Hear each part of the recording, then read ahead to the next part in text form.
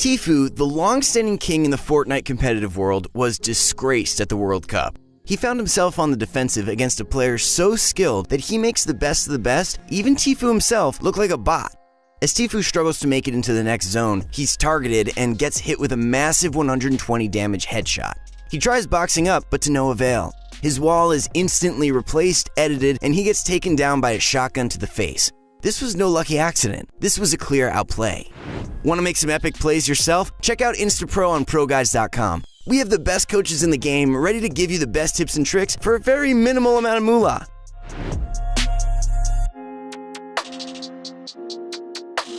So, who could do this? Who can make killing Tfue look so effortless, even amidst all the chaos during endgame?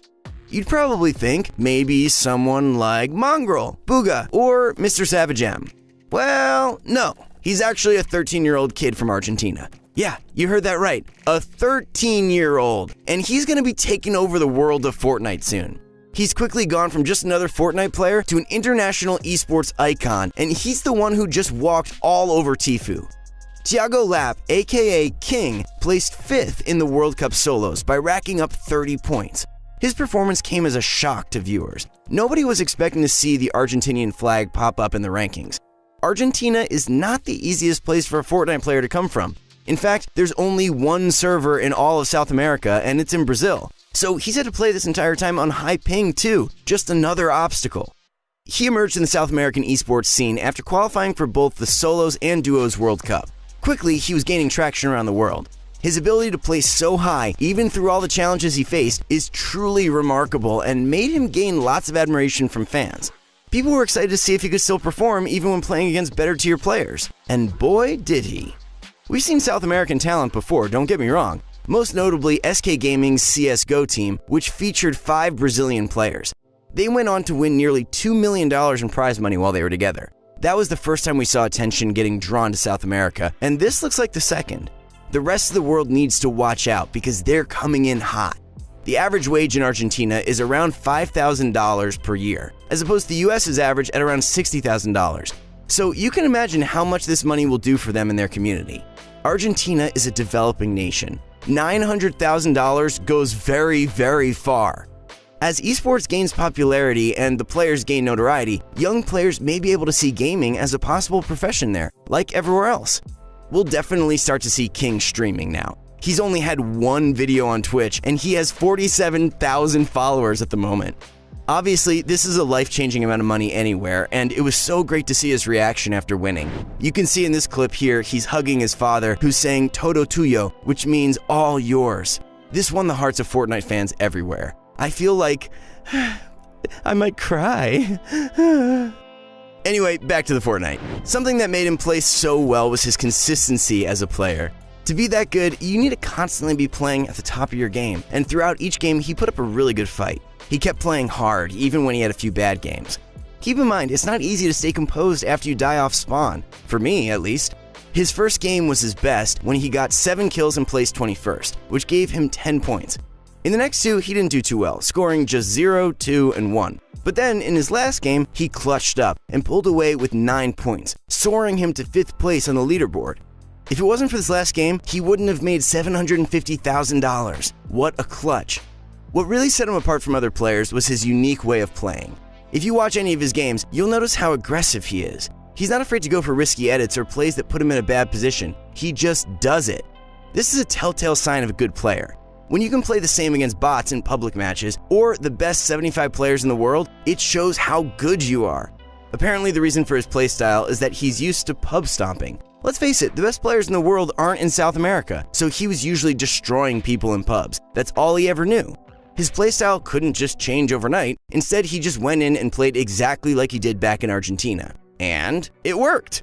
Viewers loved watching him play. His fast play style is so much better to watch than the slow, drawn-out games that we see from most other players. It's really similar to the competitive meta before it became so turtle-heavy, where people ran around more and endgames weren't quite as packed. This made him an instant fan favorite and got him featured on the live stream for minutes at a time. For example, let's take a look at his play against Tfue. He'll make a move on the outside. He is in the shadow form still, and you can keep this by jumping against the wall. That was not a good shadow bomb, I can tell you right now. Gotta be disappointed there. Big hit from above, down to 55 HP. Tfue, the edit from the outside, and he is eliminated by King. And look who it is again. King, the player with 7 eliminations in game number 1, keeps the aggression going in game 2. The heavy sniper that immediately destroys that wall and is rewarded with incredible loot, almost max builds as well. Notice his positioning in zone. Not only are there people surrounding King from behind and in front, but the zone's moving in. He'll be getting pushed by the people near the zone soon, and will also be getting focused by those who are already inside. It's a sticky situation. Any normal player in this scenario would choose to run into zone and stay under the radar, but King decides to go for the kill. He noticed that Tfue was vulnerable because he was rotating, and Tfue was about to de-shadow bomb, so he jumped on the opportunity to be hyper-aggressive and hit him with a quick shot to the head. After this, he still chooses to stay in the open and ignores zone to pressure Tfue. He goes for a quick heavy snipe for the wall replace, edits, and gets the kill. This is also a good example of King's ability to weigh the pros and cons of a decision quickly. That's part of the reason why he's so lethal. Catching people off guard, such as when they're rotating, makes for much easier kills, and is where he accumulates most of his eliminations. I mean, even as Tfue, how do you defend against that? This kind of instinctual play is exciting to watch, and you can tell he's a natural. You can see another example of this right here, where he decides to expose himself to all the other players to go for the shot. On the farm side of this zone, so also not a fun spot by any means. Quick note, King currently has the highest damage in the match, 574, meaning, like I said, that aggressive gameplay. Still in it, still trying to win, still trying to get the beat on players, and a quick beam on Aspect up the ramp, caught off guard by an edit play. A shot through the wall, gets the follow through with the edit. Nate goes down. He is playing out of his mind right now. King reminds me of like Vinny and Zextro back from the earlier duo. King knows when people are safe to shoot and how to minimize his chance of getting shot by going for specific edits. In this scenario, the player is being targeted by multiple other players, so King decides to catch him off guard with a window edit. Simple. The next one is slightly more risky. The player in front of him is preoccupied with other players, so he knows that he'll be able to replace the wall. King goes for it and gets a really easy kill. Once again, those are the kind of plays that you should be going for. Aggressive, yet thought out.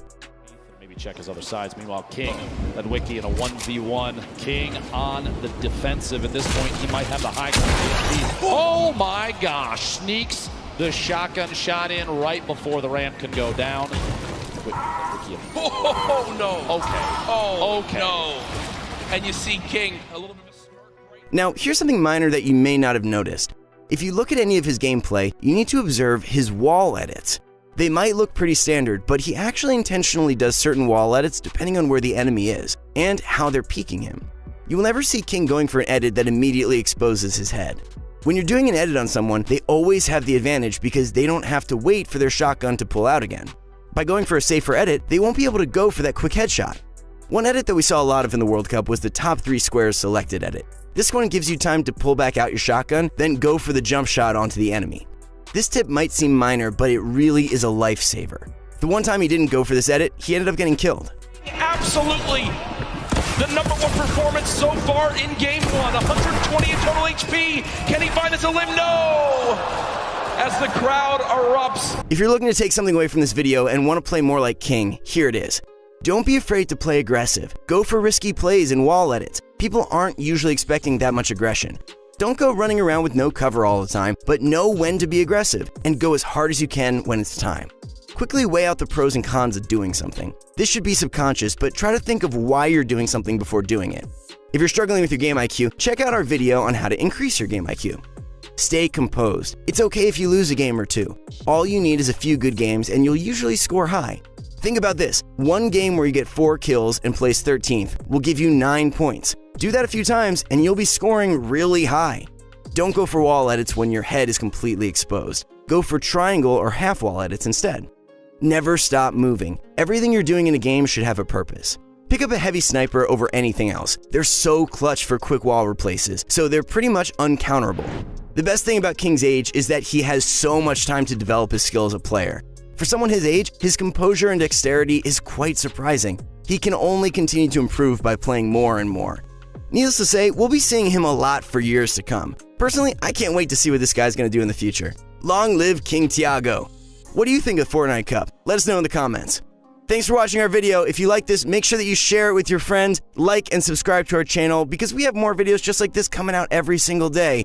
Also, you can follow me on social media at Daniel Ammerman on Instagram and Twitter. And good luck with your Fortnite grind. We'll see you guys out there.